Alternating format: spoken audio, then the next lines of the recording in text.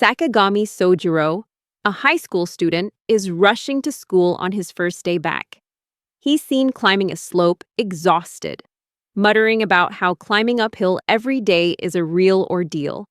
However, if he continues at this pace, he'll be late. Sojiro was staggering, looking like he was about to collapse from exhaustion, when suddenly a girl on a bicycle sped past him at an astonishing speed. Seeing her, Sojiro secretly admired her agility. But suddenly, the girl on the bicycle stopped and called out to him, saying that if he didn't get on the bike right away, they would both be late. Without a moment's hesitation, Sojiro seized the opportunity and hurried with the girl to the school. Upon arrival, Sojiro apologized for bothering her and promised to find a way to repay her. However, the girl didn't seem bothered at all, merely smiling and saying she was as strong as an ox. Sojiro, on the other hand, paid more attention to how short her dress was. His gaze gradually fixed on the scene before him. Despite their efforts, both of them ended up arriving late. When they arrived at school, Sojiro bought her a can of soda as a thank you. Although she felt guilty for being late, the girl accepted the gift. Sojiro just smiled and said it was okay, as long as they made it to the second class. While drinking, Sojiro began to wonder who this girl was, questioning whether she was a new student or a third-year student. However, the girl soon revealed her true personality. She unexpectedly asked Sojiro if he had any friends. Of course, Sojiro replied that he did, but that answer caused the girl to start rambling on with a different story. The girl began rambling on about how good she was at fortune-telling and boasting that whenever she told fortunes for her friends, they never came back. This sudden chatter left Sojiro bewildered, but the girl continued. She recalled a story about a friend who had asked her to tell her love compatibility. However, the results showed that her friend and the person she liked were completely incompatible. So, the girl suggested a series of ways to improve compatibility, including plastic surgery and similar things. But since that day, her friend never came back. Of course, that's a very natural reaction to hearing such things, and Sojiro immediately pointed that out. However, the girl paid no heed and continued, this time offering to tell Sojiro's fortune as a thank you for the can of soda, making the conversation even more lively. Jokingly, Sojiro said he wanted an older girlfriend, but upon hearing this, the girl's face contorted in an indescribable way, as if she had just heard something terrible. Her expression became so frightening that Sojiro began to panic, hastily asking if he should give up his intention of liking an older girl. In response, the girl took his hand and began to examine it carefully. Meanwhile, Sojiro gradually calmed down. He thought he probably hadn't made too big a mistake.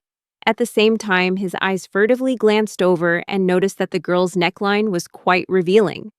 But he quickly turned away to avoid being seen. Soon after, the girl released Sojiro's hand and declared that he was destined to be with someone younger and that this would happen in the near future. Anyway, they eventually broke up. The girl told Sojiro to go to the fortune-telling club if he needed anything. And so they both went back to their classroom. In class, the girl walked in and claimed her bicycle had a flat tire on the way to school. Throughout that time, she was preoccupied with her conversation with Sojiro, feeling a little uneasy, knowing he wanted an older girlfriend. It turned out that this girl was Mizuki Asuka, a first-year student, and Sojiro's words left a rather deep impression on her. That afternoon, Sojiro decided to stop by the fortune-telling club, but he felt suspicious when he saw only a small piece of paper hanging on the club's door announcing its existence. He wondered if this was an official club. Nevertheless, Sojiro went inside and found Asuka sitting alone eating lunch. Upon entering, Sojiro asked his senpai if he could have lunch with her. However, Asuka had absolutely no memory of who he was. Of course, she hadn't lost her memory. She was just teasing, then said she'd been waiting for him for a long time. Anyway, Sojiro asked if she often ate lunch alone here, and Asuka confirmed, explaining that she didn't have any friends. Hearing this, Sojiro pulled a chair closer, placed it next to her, and sat down. Seeing him sitting so close, Asuka asked why he was sitting so near, but Sojiro simply replied that there was nothing wrong with wanting to have lunch with his precious senpai. Hearing these words, Asuka smiled and called him a playboy. After all, she thought she was cute, so being called that wasn't surprising. Sojiro commented that it was amusing to hear someone say such things about themselves. However, Asuka countered, asking what was wrong with calling herself cute. Eventually, Sojiro relented, admitting she was right because she really was cute. This unexpected compliment made Asuka a little embarrassed. And to hide her shyness, she took out a crystal ball, declaring that it was time to perform her special fortune-telling. But the plan quickly backfired when she accidentally dropped the orb, causing it to shatter on the floor. The room immediately fell into an awkward silence. Unwilling to admit her mistake, Asuka declared that this was Sojiro's destiny. She approached him, and not stopping there, she began to squeeze Sojiro's head tightly with her hands, causing him to scream in pain. While crushing his head, Asuka calmly stated that fate could not be changed. Her fortune-telling was absolute. Nevertheless, Sojiro still tried to shout at her to stop, while also exclaiming that he could feel her breasts. Hearing this, Asuka just laughed and confidently replied, "To die in the arms of a cute girl is every man's dream." After some playful banter, Sojiro suggested they start cleaning up the mess, and Asuka agreed. She began to bend down to pick up the broken pieces of glass, but Sojiro immediately grabbed her hand, stopping her decisively. He said that things like this should be left to the Kohai, Junior, to handle, and then asked what she would do if she happened to get injured. Seeing Sojiro's masculine appearance, Asuka involuntarily blushed and agreed to let him handle her. However, as soon as Sojiro started picking up the shards of glass, he accidentally cut his hand and blood started to seep out. Asuka quickly brought over a bandage, seemingly to help him bandage his wound. But it turned out her real intention was to use Sojiro's blood as a seal to complete his club membership application. Naturally, Sojiro panicked and hastily asked if this was really her plan. Hearing this question, Asuka seemed a little disappointed and asked if Sojiro hated these kinds of clubs. Not wanting to see her upset, Sojiro immediately denied it, insisting that it wasn't true. Immediately, Asuka happily pressed his blood-stained finger onto the application form, officially completing the membership process. Not only that, she even licked Sojiro's wound. This left him speechless and stunned. Immediately afterward, Asuka hurriedly ran off to submit her application to join the club, leaving Sojiro standing there, bewildered and wondering if he would be all right joining a club like this. Meanwhile, Asuka smiled brightly, extremely pleased with her success in persuading Sojiro to join. But of course, her application to join, using her blood mark, was flatly rejected by the club's advisor. The next morning, Sojiro was getting ready for school while watching the news. While getting dressed, he suddenly remembered that he still didn't know Asuka's name. Just then, his younger sister burst into the room, yelling because Sojiro hadn't put his dirty clothes away properly. The two began arguing loudly, while the daily horoscope program was airing on the TV screen. According to astrology, Sagittarius, Sojiro's zodiac sign, will have good luck today if they carry an umbrella. This umbrella might even help them get closer to the person they're thinking about. Anyway, after arriving at school and reuniting with his senpai, Sojiro decided to bring up the topic of her name. He wanted to know more about this mysterious girl. However, Asuka started joking, asking if Sojiro wanted to know her shoe size. Sojiro, however, was more interested in the size of something else. Suddenly, he noticed that Asuka's sandals were the exact same color as the kind first-year students usually wear. Hearing this, Asuka panicked, dropping the box she was packing. Not only that, she also tried to deflect the conversation for a while by saying random things. However, Sojiro persisted in his questioning. The fact that someone supposedly a third-year student was wearing first-year student sandals made him wonder. Cornered, Asuka approached Sojiro and cleverly fabricated a story. That she had failed a year in high school, and the sandals worn by the fourth-year and first-year students are the same color. Hearing this, Sojiro immediately believed her, profusely apologizing for asking such a rude question. He even told himself that this was the reason Asuka had no friends. At least in his opinion, Asuka readily agreed, arguing that being held back a year meant she couldn't make friends, and that was understandable. However, Sojiro once again brought up the topic of Asuka's name, but she refused to say anything about herself. Not my name or race. Instead, she deflected the topic by urging Sojiro to join the club and uttered a cryptic remark. That's what's called advance warning. Hearing this, Sojiro replied that he hadn't joined the club yet, especially since the news said it would be sunny today. As a result, Asuka told him to wait for her at the shoe rack after school, and Sojiro complied. When they met, he discovered it was raining again. Asuka then said that she had an umbrella that they could both share. Then the two of them started walking toward the bus stop together. Suddenly finding himself in such a close situation, with the beautiful girl in such a confined space, Sojiro began to have strange thoughts and tried to change the atmosphere. He remembered Asuka often riding her bike to school and hesitantly asked her about it. But this only made Asuka burst into laughter and mock his awkwardness. They both arrived at the bus station. Asuka helped Sojiro down and then started walking away. As she walked away, she told Sojiro not to catch a cold. This made Sojiro feel out of place as a man. But what could she do? Meanwhile, Asuka was pondering why she had gone to such lengths to conceal her lie. How could Sojiro have believed that story in the first place? However, in her mind, she felt powerless, because Sojiro had said he preferred older girls. Nevertheless, she had the opportunity to spend the whole day with him, having lunch and sharing an umbrella.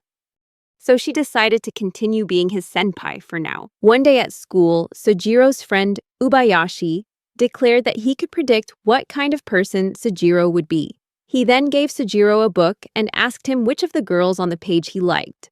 As a result, Sojiro chose girl number C, who was wearing a bikini and showing off her striking curves. After considering his friend's choice, Obayashi predicted that Sojiro preferred girls with large breasts. While they were talking about this, Asuka walked by and Sojiro pulled his shirt tighter. Seeing the girl, Obayashi asked if she was a friend of Sojiro, and Sojiro explained that she was their senpai. So Sojiro introduced the two to each other, and Obayashi tried to make a good impression on her. However, it seems Asuka is trying to avoid him. Choosing to hide behind Sojiro, this made Obayashi a little upset, and he asked if she suspected him. To make a better impression, Obayashi took out some candy and tried to offer it to her, but she immediately refused. This led the two boys to tease her, assuming those were her first rejections. But then, Obayashi came up with a brilliant idea. He declared that he would reveal a secret about Sojiro, and in return, she needed to befriend him. This immediately caught Asuka's attention. So, Obayashi told Asuka the secret he had just learned, that Sojiro liked girls with large breasts. This surprised Asuka, and she confirmed it with Sojiro himself. Of course, Sojiro readily admitted it. So, Asuka started talking about her breasts and admitted that they were quite large. Sojiro declared that he also liked her mommy milkers. Hearing this, Asuka praised Obayashi as a wonderful person. While they were chatting, Sojiro told his friend that Asuka was a fortune teller and was often right about these matters.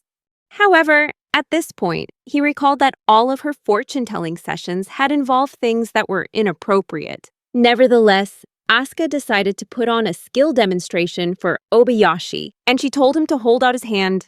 Hearing this, Sojiro felt conflicted and was about to intervene, but Asuka quickly saw what she wanted and declared that Obayashi didn't have long to live. She said he should carve his own path to survival with a hammer and chisel or something.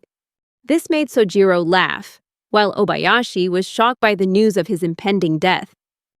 When the laughter subsided, Asuka asked Sojiro what he was saying when he tried to interrupt her while she was doing her fortune-telling. Sojiro, feeling embarrassed and not wanting Asuka to hold other people's hands inappropriately, tried to evade the question, but without success. While trying to justify himself, he inadvertently started talking about how Asuka didn't usually expose her breasts. Of course, as soon as he said it, Sojiro realized he was in an awkward situation. However, to his surprise, Asuka leaned closer and whispered in his ear, saying that she only did that when she was alone in the club room with Sojiro, of course. They both felt embarrassed. But then the bell rang and they separated. As she left, Asuka told Sojiro to stop by the club room later. Meanwhile, Obayashi remained confused, unsure how to cope with his impending departure. However, it turned out that Asuka wasn't talking about Obayashi's life, but about his score. He's going to die because Obayashi forgot to finish his English assignment, which was due today. A few hours later, Sojiro arrived at the club room and found Asuka teaching him about palmistry. She pointed to his lifeline and revealed that it meant Sojiro was alive and well. Of course, this information was useless to Sojiro, as he already knew he was alive. He also realized that Asuka's predictions were inconsistent. While she continued to talk about his palm lines and how they indicated he had a heart, Sojiro wanted to try reading Asuka's palm and noticed she had many lines indicating a sixth sense. Hearing this, Asuka was surprised that Sojiro knew so much about palmistry, but he explained that he was just looking up the information. However, he began boasting about his abilities and claimed he would become a better fortune teller than Asuka in the future. This displeased Asuka, and she decided to play a simple betting game to see who was actually better. That evening, at the Sakagami house, Rin, Sojiro's younger sister, returned home late. When she entered the house, she saw a pile of bread on the table and asked her mother what had happened. Sojiro's mother explained that Sojiro himself had bought all the bread. Furthermore, he allowed Rin and her mother to take as much as they wanted, so last night turned into day. The next morning, Sojiro was astonished to find that his pile of bread was gone. Hearing her brother's cry, Rin woke up and was questioned about where the bread had gone. However, she tried to deny any involvement, and she began to speak frankly, asking why Sojiro was so interested in bread. Sojiro explained that the reason he was interested in bread was because of Asuka's prophecy. It turned out they had played a fortune-telling game yesterday, and Asuka had suggested they bet on something that would happen that day. The loser will have to do whatever the winner asks. In addition, Asuka gave Sojiro the right to decide what they would bet on. Sojiro happily agreed. He announced that they would bet on what dish he would bring to school the next day, emphasizing that he usually made it himself. Asuka immediately agreed and declared that her victory was certain. She said Sojiro would bring lunch tomorrow, and so he bought a lot of bread yesterday to win the bet. Seeing her brother worried, Rin tried to comfort him and told Sojiro not to worry, as they could prepare a meal. However, that only made Asuka prove herself even better. While Sojiro was upset about it, Rin tried to calm him down, suggesting he take a bath when he got home that evening. But seeing how thoughtfully Rin treated him, Sojiro realized that she was the one who had taken the bread. However, seeing that she felt remorse, Sojiro decided to forgive Rin and patted her on the head. However, she only called him an eccentric for that action, and so Asuka won the bet. At school, she announced that Sojiro could no longer be complacent because she was better than him at fortune-telling. Now it's time to carry out the punishment. But all Asuka wanted was for Sojiro to officially join the club, and he really didn't mind at all. Furthermore, she asked Sojiro what he planned to make her do if he won, and Sojiro revealed that he only wanted to know his senpai's real name. As a result, she placed his head on her chest and said that her name was Mizuki Asuka. However, when Sojiro tried to call her Mizuki, she asked him to call her Asuka. This created a small argument, but in the end, Asuka accepted defeat and left. It was all part of Sojiro's plan. He enjoyed watching her blush, and her embarrassed expression made him feel a little excited, too. He eventually fell off the chair and got a nosebleed. After filling out the application form, Sojiro went to the teacher's room to submit it. There, he was called upon by Tsukimi-sensei, the club's advisor. He turned out to be a rather special character. After being called, she learned that Sojiro had come to join the club, and she led him outside to talk. However, once they went outside, Tsukimi began to reveal her true personality. She asked why Sojiro wanted to join the club. This implies that it must be because of Asuka and her enormous melons in her head. She argued that no normal student would want to join a club like that unless they had ulterior motives. Sojiro responded by saying that he himself found all this numerology stuff annoying. But now he feels very happy at the club. In fact, he even said that he would join the club even if Asuka were a boy. Hearing this answer, Tsukimi thought for a moment and finally accepted his application. She went back to the teacher's room, but before leaving, she told him not to open the locker at the back of the club room. Sojiro returned to the club room, but he was bewildered to see Asuka wildly swinging her wooden sword like a madwoman. When she recognized him, she asked for his help, saying a butterfly had gotten too close. However, when Asuka explained that the butterfly had come from the cabinet mentioned earlier, the insect flew even closer. Seeing this, Asuka was clearly frightened and rushed to hug Sojiro. But this situation was too much for Sojiro, because Asuka was hugging him in an unusual position, allowing him to feel her softness. Even so, Asuka was paralyzed with fear, declaring that the butterfly would kill her. Although Sojiro didn't entirely dislike the situation, he understood that it could turn out in a negative way. As the butterfly flew closer, Sojiro managed to grab its wings just in time, and he released the butterfly into the world. Seeing his action, Asuka seemed quite surprised. Finally, the atmosphere of fear dissipated. Sojiro asked why Asuka was so afraid of insects, but she just said that she wasn't really afraid of them. In fact, she even chatted with them on her days off. Suddenly, Tsukimi appeared from behind them, placed his hand on Asuka's head, and mysteriously asked if she was messing around with the forbidden cabinet that he had told her not to open. Of course, Asuka tried to make up an excuse to get out of the situation, but Tsukimi noticed the wooden swords, which had been stored in the cupboard. She asked the students to rearrange the chairs and desks, and they started to follow suit. But soon after, another butterfly appeared out of nowhere. Seeing this, Asuka threw the chair in her hand into the air and tried to avoid the insect. This caused her to trip and fall. Seeing this, Sojiro rushed in to catch her and managed to grab her just as she was about to fall. He joked that Asuka's conversation with the butterfly must not have been pleasant.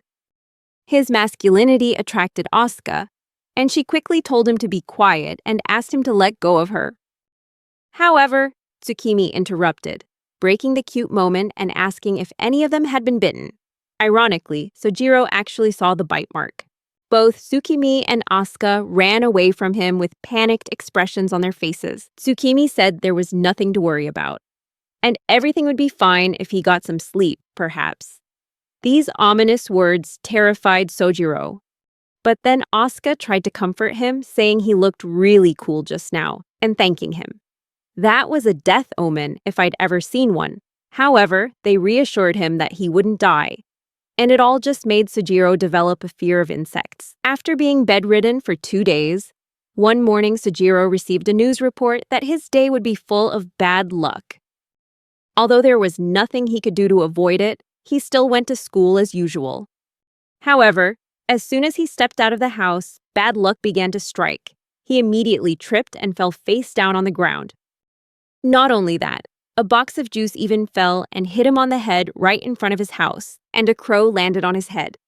Nevertheless, he went to school and luckily met Asuka. He told her about his terrible day. However, Asuka was more concerned about how his outfit looked. Seeing this, she began to adjust him, straightening his shirt and jacket. Meanwhile, Sojiro continued talking about his day, but then he realized his tie was missing. It turned out Asuka had taken the tie and was wearing it, but the story didn't end there. After adjusting Sojiro's clothes, Asuka went on to fix his hair. While she was doing so, Sojiro asked her if her hair color was natural. However, Asuka avoided the question until she finished her work. Then she gave Sojiro a mirror to look at himself, and surprisingly, she had created a hairstyle that resembled poop. This made Asuka burst out laughing, while Sojiro didn't find it amusing at all. Just then, a ball flew into the classroom and hit Sojiro on the head.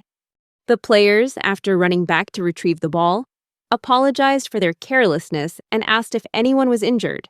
However, upon seeing Sojiro's poop hairstyle, they began to tease him, making Sojiro extremely angry. Seeing this situation, Asuka realized that a simple hairstyle like that wasn't enough, and she came up with an idea. She started making over Sojiro again, this time transforming him into a club hostess. With his cooler appearance, Sojiro began acting like a typical host, trying to keep the atmosphere cheerful and make a good impression on Asuka. But soon after, Asuka felt she'd had enough and reverted to her normal, somewhat dull self. Seeing this, Sojiro asked if he could do a makeover for Asuka this time, and she agreed. Sojiro stood up, adjusted Asuka's hair, giving her a cooler hairstyle. After he finished, he took a picture of his artwork. Seeing this, Asuka suggested they take a picture together to commemorate the day, and they stood close together. At this moment, Asuka received a prediction.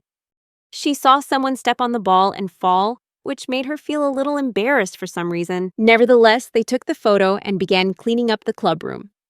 As he prepared to go out, Sojiro remarked that his feeling of bad luck had dissipated. Hearing this, Asuka suggested that perhaps only she could help him.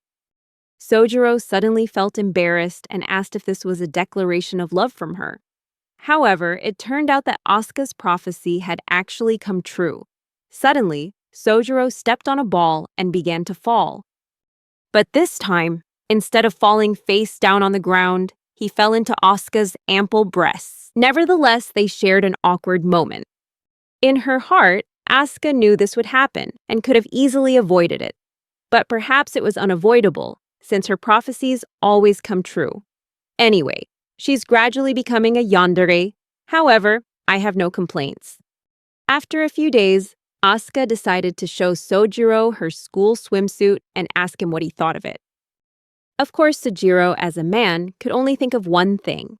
It was huge. Asuka agreed with that thought. And she said that the swimsuit was her mother's old one, and quite big for her. Hearing this, Sojiro, with his dark mind, felt confused, not understanding what his mother's old one meant, and he asked if they were fake. The two of them decided to go to a nearby shopping mall. On the way, Sojiro realized they were talking about Asuka's swimsuit, not her breasts. When they went into the swimsuit shop, Asuka said she had to be careful not to expose her breasts and introduce herself to her classmates. Nevertheless, they went into the store and Asuka started changing clothes. Meanwhile, Sojiro stood outside the locker room. He eagerly awaited what was to come. A little later, Asuka came out in her first swimsuit, a black bikini, and asked Sojiro what she thought of it. The only word that came to Sojiro's mind was sexy. Actually, that was true, but perhaps he could have expressed it a little more subtly. As a result, Asuka felt embarrassed and changed into a different swimsuit. However, that didn't change Sojiro's answer at all. After about the third or 30th outfit, Asuka started to feel confused and slightly annoyed, causing Sojiro to apologize for taking so long. This time, he sincerely said that all the outfits suited her well and that she looked adorable. These words were enough to calm Asuka down. Furthermore, she decided to buy all the swimsuits she tried on. Sojiro, meanwhile, remembered that calling her cute would make his senpai very happy. So the shopping was over and they left. But soon after, Sojiro asked her why she bought a regular swimsuit, since her school swimsuit was the real problem. At this point, Asuka began to remember that she had never been to the beach in her life. She simply didn't have anyone to go with. But now she has Sojiro, and she felt that summer seemed to become more enjoyable. With that in mind, she asked him if he would like to accompany her a little longer, and he happily agreed. As a result, they both strolled around the shopping mall, enjoying themselves through food and shopping. They also took some memorable photos, and soon, their time together came to an end. Asuka remarked that today was a lot of fun and thanked Sojiro for being with her.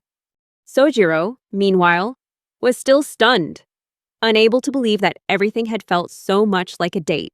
To him, they looked like a couple who had been dating for 3 months. However, Asuka didn't see any problem with that. Even so, Sojiro had to go home early because he had a cooking duty today, but Asuka didn't want him to leave so quickly. So she started making up excuses, saying her hands were tired from carrying bags all day. However, Sojiro wasn't easily fooled. So she switched tactics, saying her house was being infested with cockroaches, and asking Sojiro to come and help her get rid of them. Hearing this, Sojiro realized that she only wanted to invite him home, but to him, that wasn't a good idea. This could lead to all sorts of trouble. but he pretended not to understand. Asuka asked Sojiro what was wrong with inviting him to her house. After a moment of hesitation, Sojiro finally accepted her invitation, and this made Asuka look at him with a seductive gaze. Sojiro couldn't help but notice her breasts, but he immediately slapped himself, ordering himself to stop having dirty thoughts and focus on positive ones. At that moment, Rin received a call from her brother, informing her that he would be home late. In the Sakagami family, Sojiro's mother trusted her son and hoped that he wouldn't do anything wrong, especially now that he was in high school. Meanwhile, Sojiro was sitting alone in the living room of Asuka's apartment.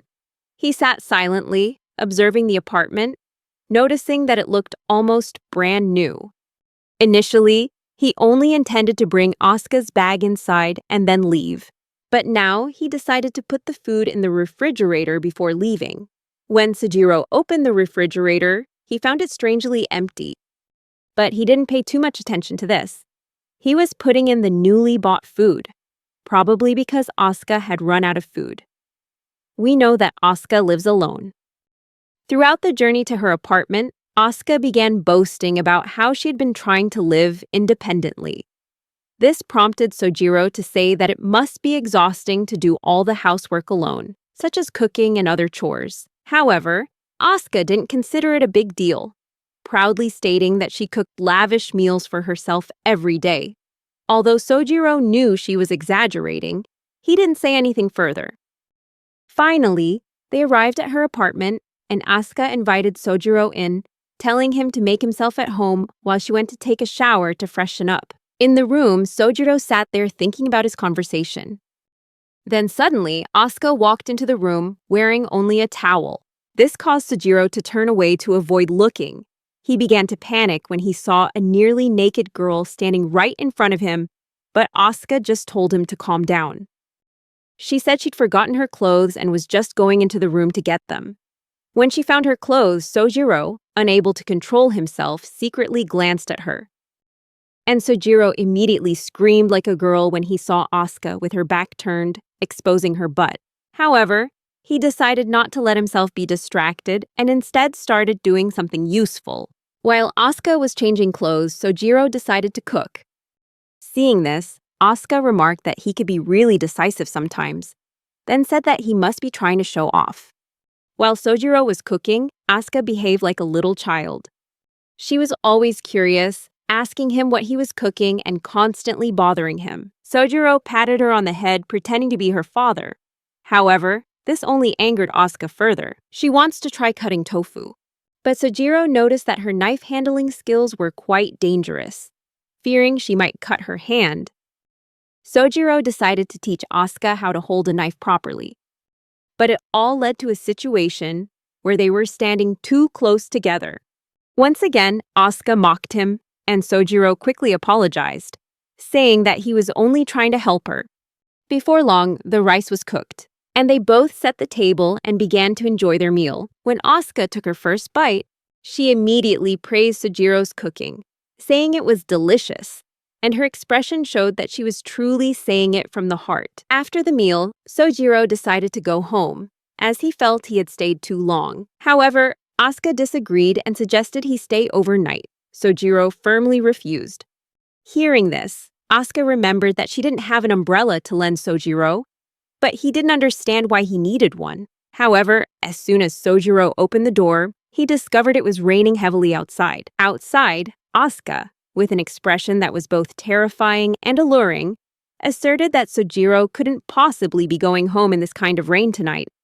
So Sojiro had no choice but to close the door, shaking his head regretfully and wondering what would happen to him. Despite his discomfort, he went inside, feeling uneasy about being in this apartment with an older woman who seemed rather provocative. He asked if she could lend him her umbrella, but Asuka replied that even an umbrella wouldn't be able to withstand such heavy rain for long. Sojiro suggested calling his father to pick him up, but Asuka explained that his father wouldn't be coming home from work today. This left Sojiro feeling helpless, and he came up with a final plan. He would run back without getting wet.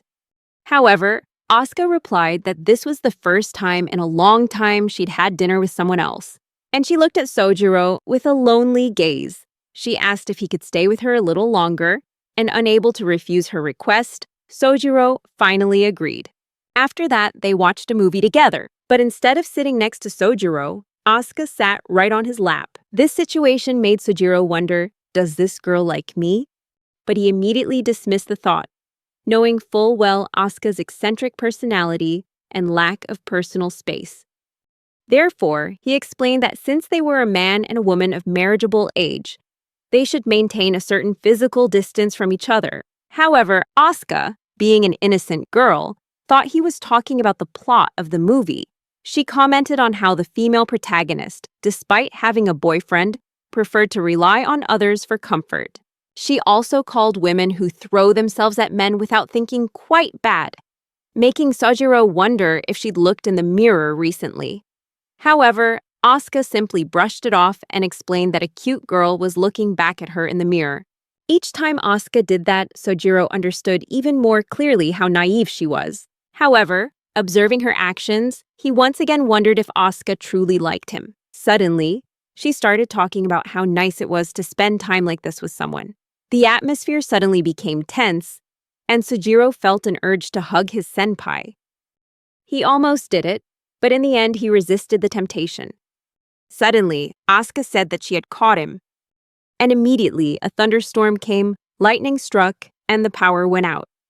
Taking advantage of the situation, Asuka hugged Sojiro tightly, saying that she was scared. But of course, this is a very dangerous situation for many reasons that anyone can imagine. Sojiro immediately tried to push her away, but Asuka refused to let go, declaring that he was terrified.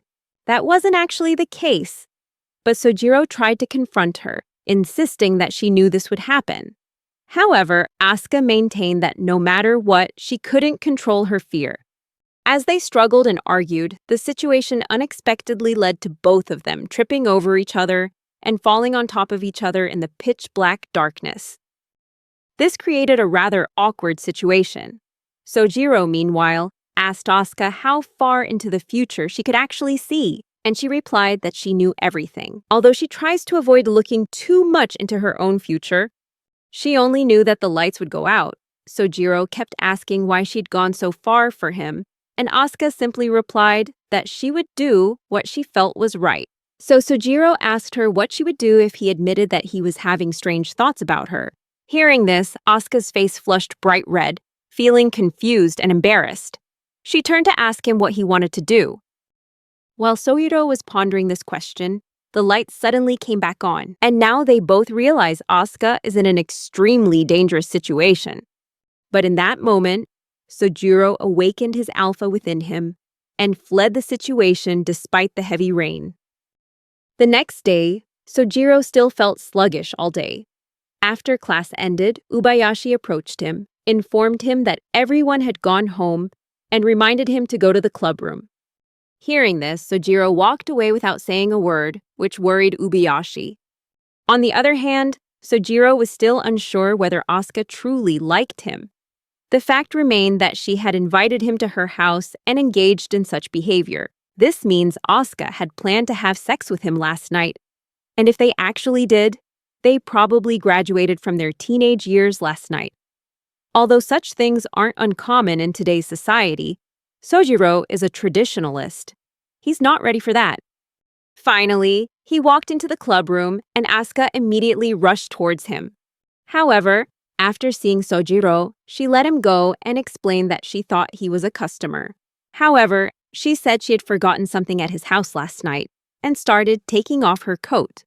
But when he saw her undress, Sojiro screamed, recalling the events of the previous day. Although he ran away last time, he was still a man and therefore unsure if he could do the same if he were in that situation again. Seeing that he seemed panicked, Asuka apologized for yesterday, saying that she'd gone too far and taken advantage of Sojiro's kindness. However, she insisted that it was necessary. Hearing this, Sojiro realized that it was his own emotions that were confused and tried to explain this to his senpai. However, Asuka simply told Sojiro to stay in the locker for today and pushed him inside. This confused Sojiro. Just a moment ago she had been so serious, but now she had completely changed. But not long after, someone came to the clubroom. That person was Ubayashi. The man said he heard that this club could be used for seeking advice.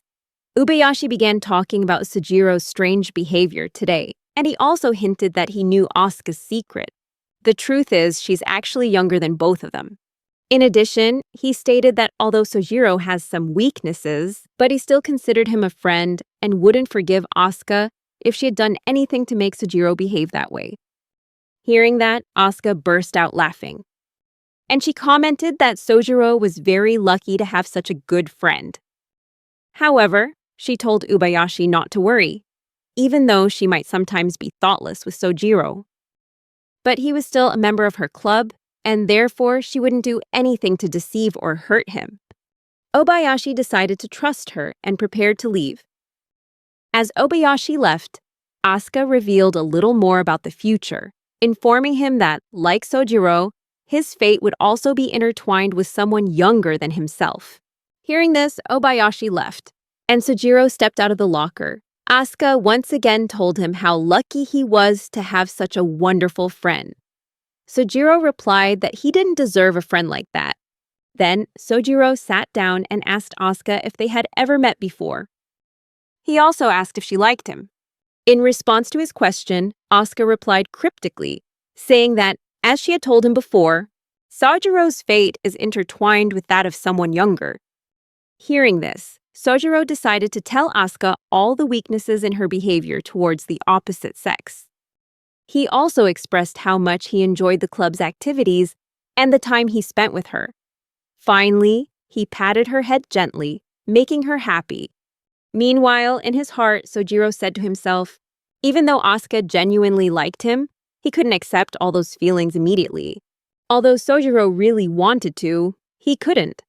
Not only that, he also wanted to protect their current relationship. Therefore, if he truly falls for Asuka, he plans to tell her clearly. However, if those were just figments of his imagination, it would be the biggest joke of the century. Suddenly, Sojiro found himself wondering about something and then realized that he had only heard fragmented pieces of the story, but Asuka said it was a secret. This made Sojiro feel a little heavy-hearted.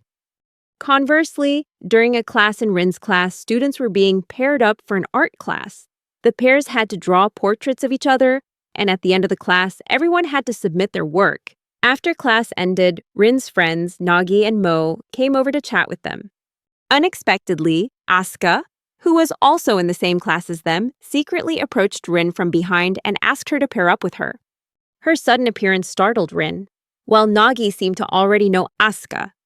It turns out Nagi is a friend of Uta, the girl who received the prophecy from Asuka. Before long, Rin was no longer unfamiliar with the situation, and she told Asuka to get off her. Seeing this, Mo asked if the two knew each other, but Rin denied it. However, Asuka whispered in Rin's ear about Sojiro and how well she knew him. This piqued Rin's curiosity, and she eventually decided to pair up with Asuka. She told her friends to leave, and the two of them started working on their assignment. While doing their homework, Rin asked Asuka how she knew her brother and what their relationship was like, but Asuka only said that Sojiro had helped her with some things. In addition, Asuka seemed more concerned about what kind of older brother Sojiro was, while Rin simply replied that he was okay. Asuka tried to pry further, mentioning that Sojiro was a skilled chef. This prompted Rin to explain that they usually share household chores, and cooking is just his part of the job. Then Asuka asked Rin what her job was, but Rin looked confused, not understanding when they had started calling each other by their first names. Asuka started teasing, telling her she could call her One-chan, but this only angered Rin. She asked Asuka to be quiet and sit down to draw. However, Asuka revealed that she had finished the portrait of Rin and showed it to her. When Rin looked at the painting, she was very surprised because it was really beautiful. But something seems off about it. Not only is Rin wearing an apron instead of her uniform, but the mole on her shoulder is also clearly drawn on. This left Rin feeling confused and embarrassed, wondering how Asuka knew about her mole. She argued that the painting was wrong for several reasons, especially because it was drawn for a classroom. Hearing this, Asuka decided to throw it away, as the painting was no longer of any value. But this made Rin feel a little sad. She muttered that Asuka might have given the painting to her instead of throwing it away. Hearing these words, Asuka continued to tease Rin, telling her not to be shy in front of her older sister. She also hugged Rin, which made Rin uncomfortable, but not for the reason you might think. Actually, Rin felt uncomfortable because of Asuka's large breasts. In a fit of rage, she accidentally squeezed one of Asuka's body parts. She realized that her brother must have been charmed by Asuka's mom-like appearance. However, Asuka insisted that there was nothing to worry about. Sojiro always knew his limits, and he was always kind. At this point, Rin began staring at Asuka's hand, where there was a burn scar. This reminded her of her childhood, when she used to try to cook for her family. When their mother was always busy with work and housework, Rin wanted to help for the first time. However, that caused her to burn her hand. Sojiro, who was also a child at the time, took her to the hospital and comforted her. Since then, Sojiro has always taken on the cooking duties as a way to protect his younger sister. Anyway, Asuka only told Rin to keep her true identity a secret from Sojiro, and soon the lesson was over. After Asuka left, Mo and Nagi came to ask Rin how her class went, but she only called Asuka a strange girl, although he wasn't a bad person in her eyes. That evening, Sojiro returned home. Rin inadvertently asked him if he knew Mizuki, but immediately remembered her promise to keep Asuka's identity a secret. However, she only told her brother to stay away from women with large breasts. As for Sojiro, he explained to Rin that if he were to have a girlfriend, he would prefer someone with a good relationship. One day, Asuka decided to cosplay as Kokuri-san, a Japanese fox goddess, and she borrowed this cosplay outfit from club advisor Susimi, hoping someone would try it on with her. Sojiro immediately refused, even though Asuka glanced at him. He stubbornly maintained his stance that he wasn't good at scary things. However, Asuka didn't accept this answer. So, when no one else was playing with him, she started threatening Sojiro, saying he would have to take off her cosplay costume if he didn't join. Hearing this, Sojiro had no choice but to agree to avoid legal trouble. The two quickly began the game. They recited the song aloud and summoned Kokuri-san. When they did so, the coin they used as a signal began to move. This frightened Sojiro, while Asuka calmly stated that it was just a low-level spirit. However, she suggested he try asking the spirit a few questions. So Sojiro asked the most important question, the one everyone wanted to know. What did Asuka eat last night? And sure enough, the coin started moving, forming the word supplementary food. Because, as we all know, Asuka is terrible at cooking. Hearing this, Asuka became angry and decided to take revenge, so she sought to humiliate Sojiro. She asked the spirit about Sojiro's first love, and as a result, the name Rie appeared. Asuka tried to use this to tease Sojiro, but he explained that Rie was his kindergarten teacher. He also asked if she wanted to know more about her. However, Asuka refused, although Sojiro didn't believe her. So he went on to ask the spirit if Asuka liked teacher Rie. But the spirit refused, shattering all of Sojiro's hopes. Asuka revealed that she didn't really care about what had happened in the past. They both finished asking the questions they wanted to ask, and then Asuka decided to ask one last question. How do we get rid of the Kokuri-san? Hearing this, Sojiro lost his temper and declared that she should stop before they were cursed. But it seems it's already too late. Suddenly, they felt a shock spreading through their bodies. Although Asuka said it might be static electricity, Sojiro was bewildered and terrified, accepting that he would die. Of course, Asuka wasn't really scared and just told him to calm down, saying that phenomena like this only happen when people believe they are real. But as soon as she noticed the board breaking right in front of her, a shiver ran down her spine, and she realized they had made a mistake. Sojiro asked what would happen if he were cursed, and Asuka explained that, of course, the cursed person will die. Tsukimi will be very angry with them for tearing the board. Suddenly, a loud noise erupted from the club room door, startling both of them. But in the blink of an eye, the door was blown off its hinges. From the other side, Tsukimi walked in and asked what they were doing. She hinted that they were definitely up to something bad. Seeing her arrive, Asuka breathed a sigh of relief. He rushed over and hugged her tightly. Meanwhile, Sojiro fainted from fear. Seeing him fall to the ground, Asuka decided to put a pillow on his lap to help him regain consciousness. At that moment, she revealed that she had lied about something while playing the game. She admitted that she wasn't uninterested in Rie. Although she doesn't care about the past, this is a unique exception. Suddenly, she had a good idea and asked Tsukimi if she had a marker pen. Coincidentally, Tsukimi had one in her back pocket and gave it to Asuka. With a pen, Asuka began drawing on Sojiro's face until Tsukimi wanted to speak. However, Asuka refused, saying that she had already assigned him to her younger sister. Asuka wrote her name on Sojiro's face as if marking her territory. One day, Sojiro asked Asuka if she had any friends, and her answer was a clear no. Conversely, Sojiro continued to ask why, suggesting that the reason might be because her face was rather frightening. Asuka, whose only redeeming quality was her appearance, was angered by this comment. But Sojiro explained that when a cute girl looks at someone with a serious face, she looks scary. So he advised her to try changing her expression a little. However, Asuka insisted that it wasn't her fault because she was born beautiful. That's the misery of success, Sojiro thought to himself. Even so, if Asuka didn't mind not having friends, Sojiro decided not to pressure her further. However, Asuka still wants to have friends. Meanwhile, Sojiro had a plan of action in mind. He thought that the reason Asuka felt so strangely distant from others might be because she had no one to confide in, or perhaps because she didn't have any friends. If so, she just needed to make friends, and her eccentric personality would improve somewhat. Unexpectedly, Asuka asked what she needed to do to change her expression. Sojiro suggested she try smiling more. She did, but if it could even be called a smile, it looked rather creepy. Seeing that expression, Sojiro was almost frozen with fear and begged her never to make such a strange face again.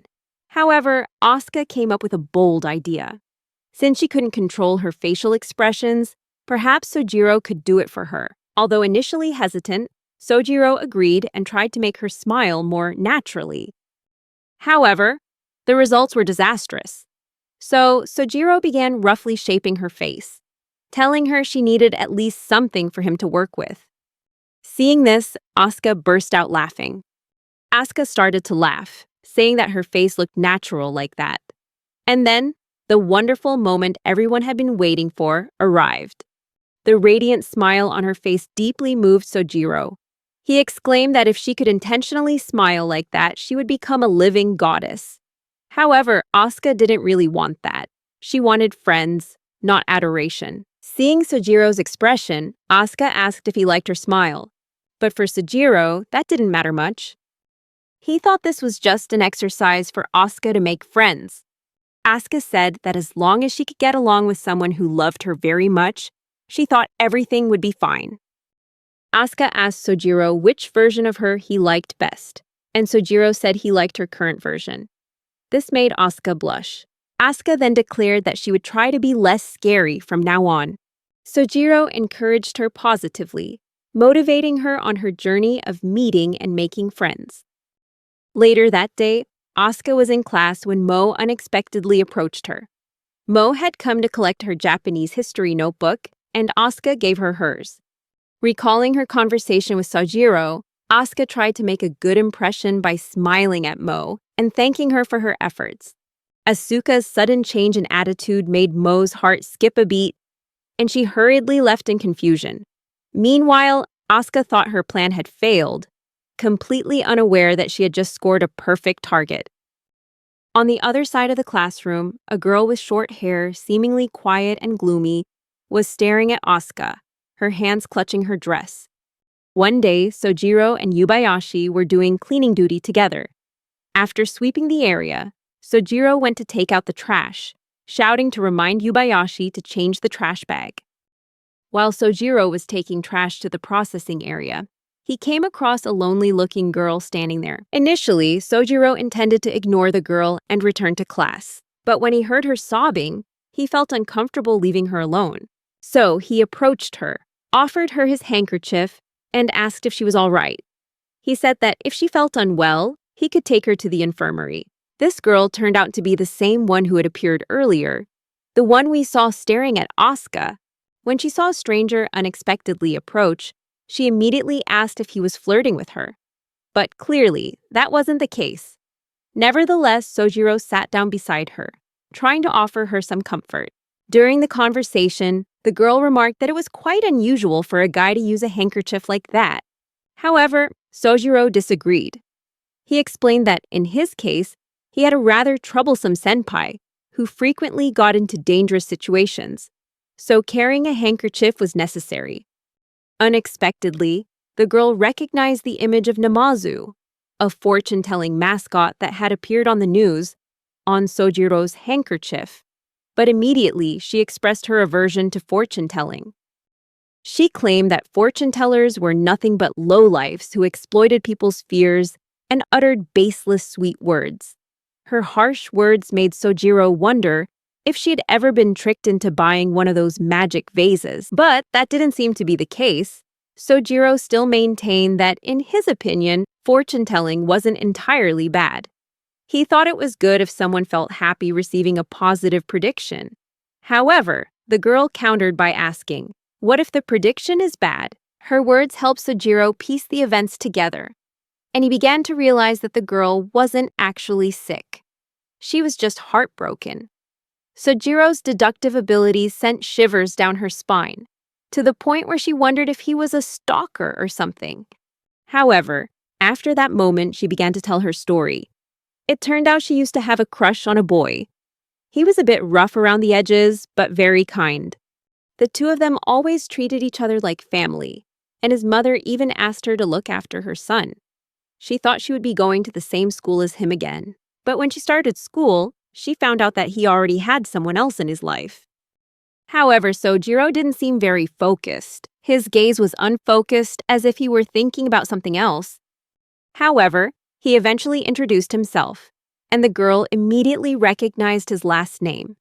Not only that, Sojiro unexpectedly suggested that if she needed advice, there was a club on the second floor where she could get helpful guidance. Then, Sojiro returned to the classroom, leaving the handkerchief for the girl. As a result, the girl returned to her class, where she met Rin and immediately realized that the boy she had just met was Rin's older brother. Furthermore, the girl's name was finally revealed to be Uta.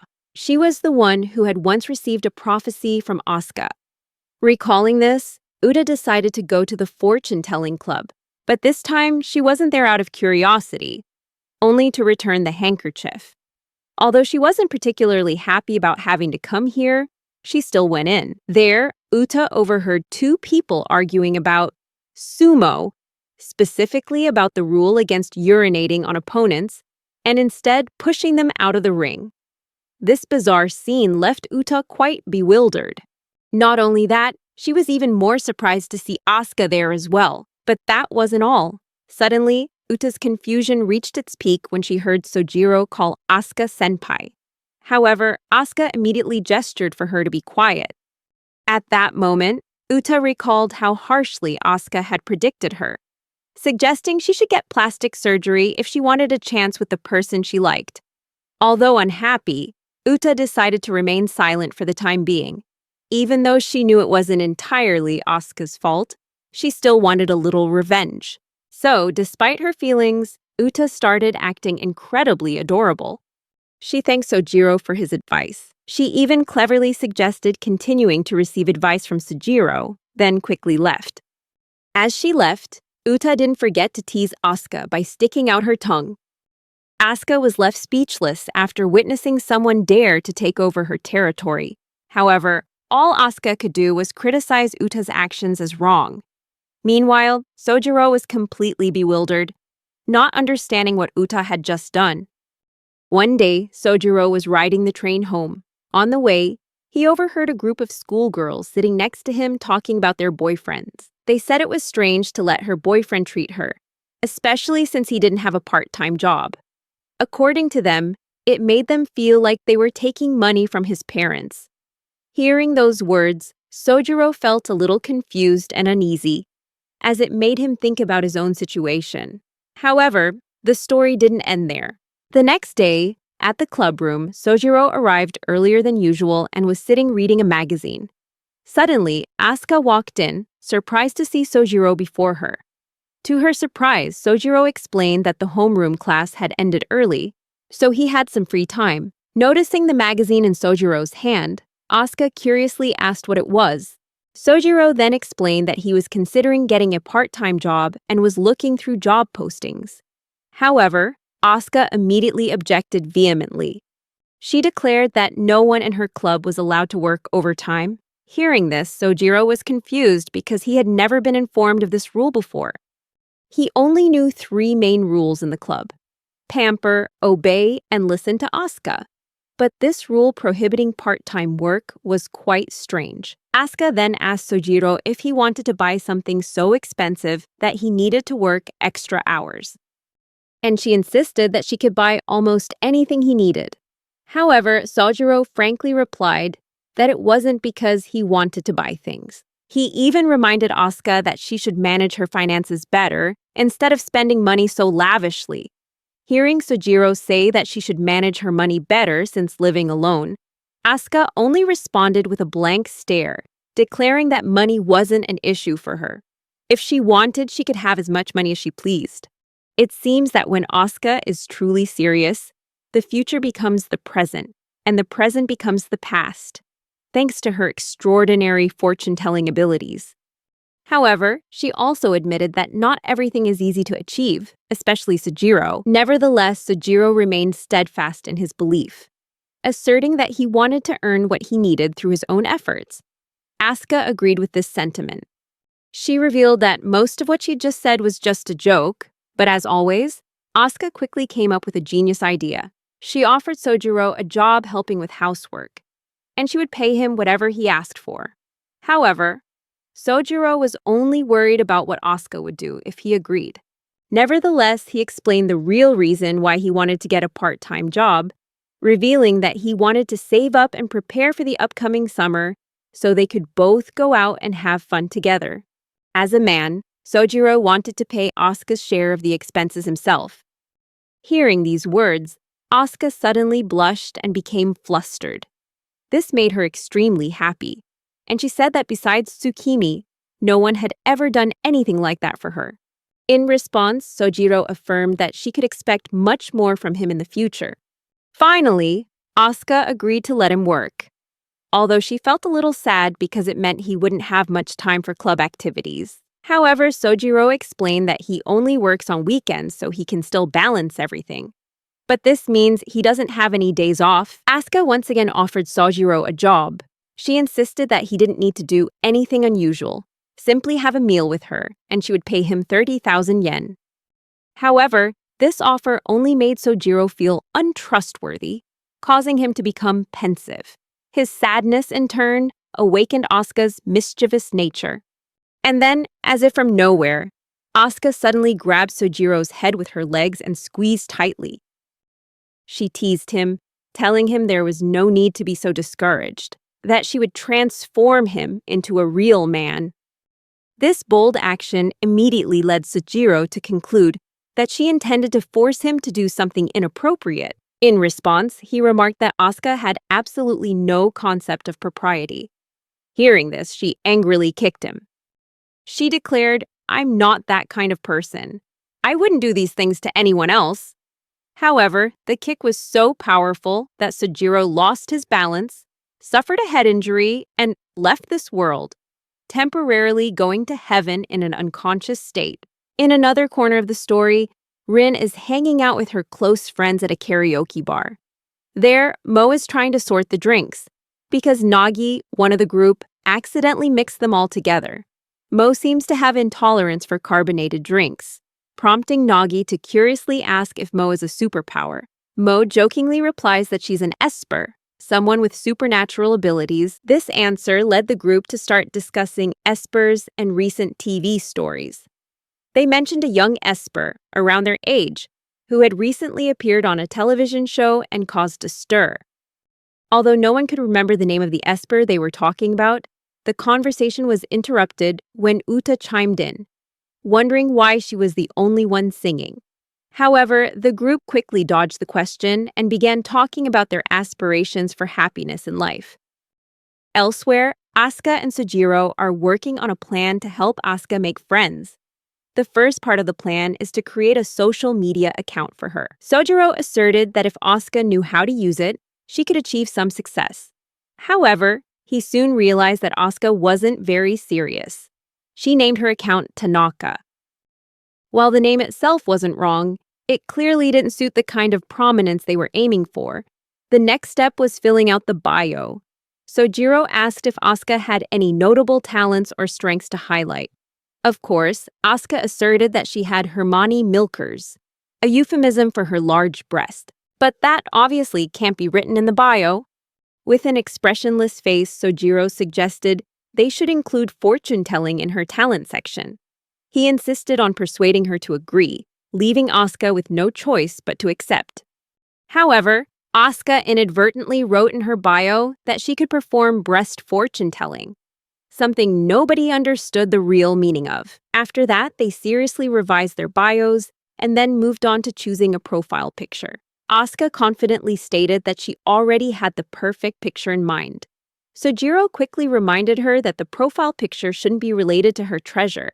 Although Asuka denied having that intention, her body language betrayed the truth. Despite Sojiro's repeated reminders not to use APEI, a euphemism for breasts, Asuka insisted that she had no intention of doing so. But then she showed him the photo. It was a picture of Asuka in casual clothes, with the highlight being her irresistible curves. Seeing the photograph, Sojiro was so stunned he couldn't utter a word. The only thing he could say was his honest thought, that he wanted this photograph. Nevertheless, like a true good guy, Sojiro refused the opportunity to own the picture. Asuka, with a mischievous smile, teased him that such restraint wasn't good for his health. Finally, she decided to temporarily set Sojiro's picture as her profile picture, completing her own profile. However, the end result was a profile that looked no different from a spam account. Ignoring that, they moved on to the next step, posting their first social media post. Asuka commented that they were becoming increasingly disorganized with each step.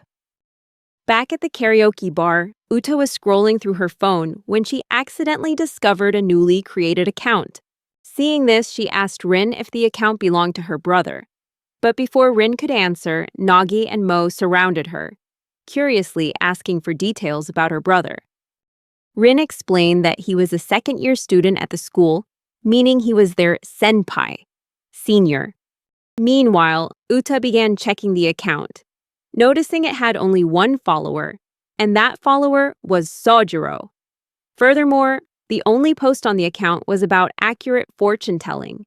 Seeing this, she didn't hesitate to immediately block the account. At the same time, Asuka found herself blocked and panicked.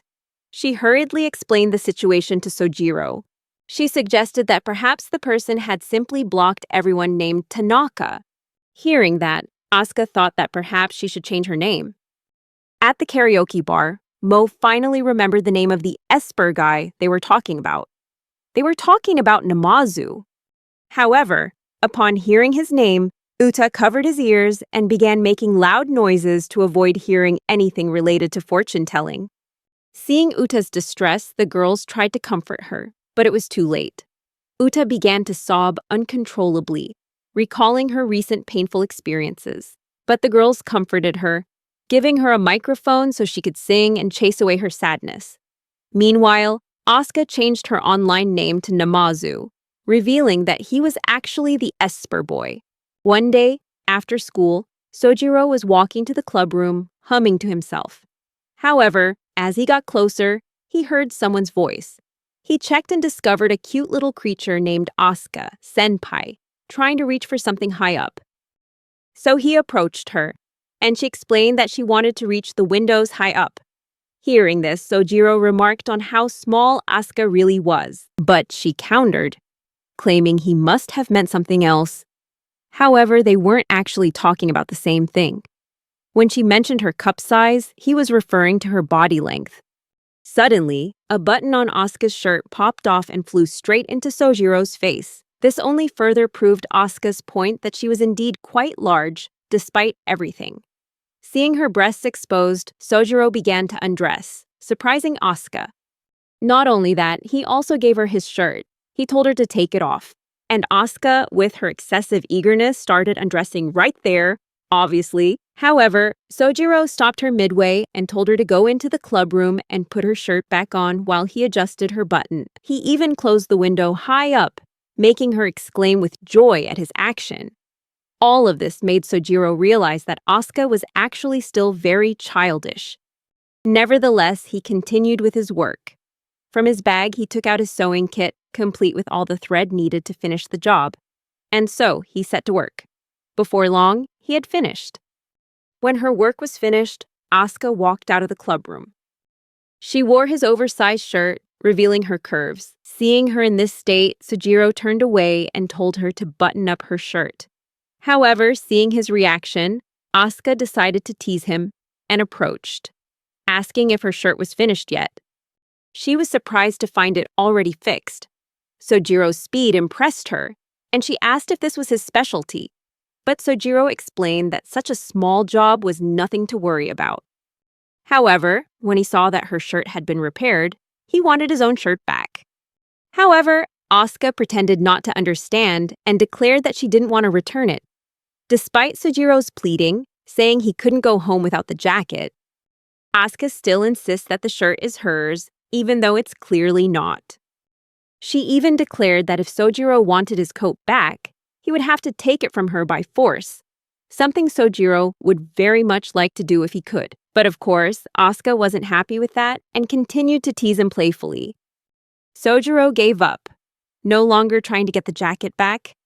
He let Asuka take the jacket home, saying he would use it when he returned it. But she still insisted that the shirt was hers.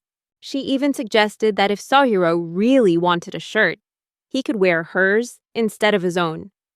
Although that wasn't the point, she still insisted Sojiro wear it. As a result, Sojiro found the shirt extremely tight and the fabric immediately stretched taut. What's more, in the blink of an eye, all the buttons popped off.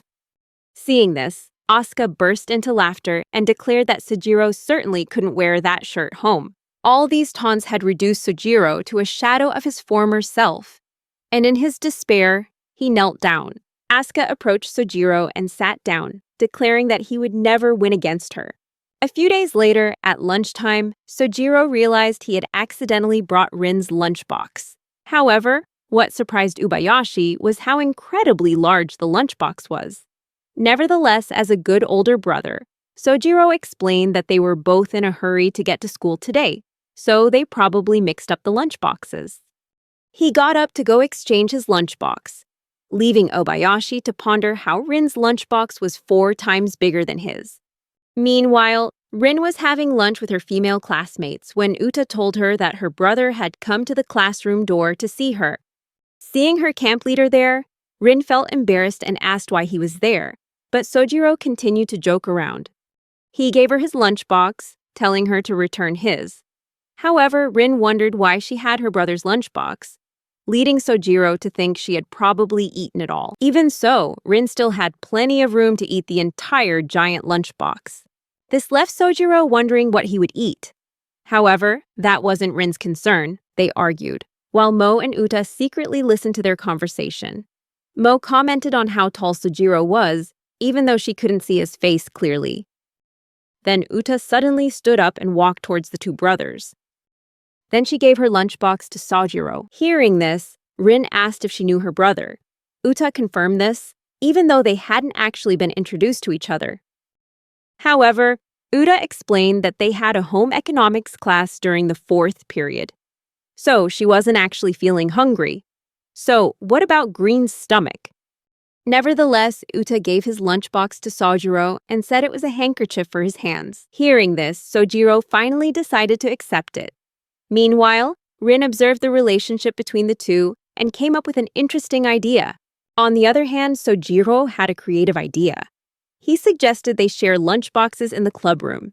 He said Asuka would be there too, and it would be a good opportunity to chat. Clearly, Uta tried to refuse, but Rin intervened, insisting that she go with Sojiro, and so they both left to go to the fortune-telling club.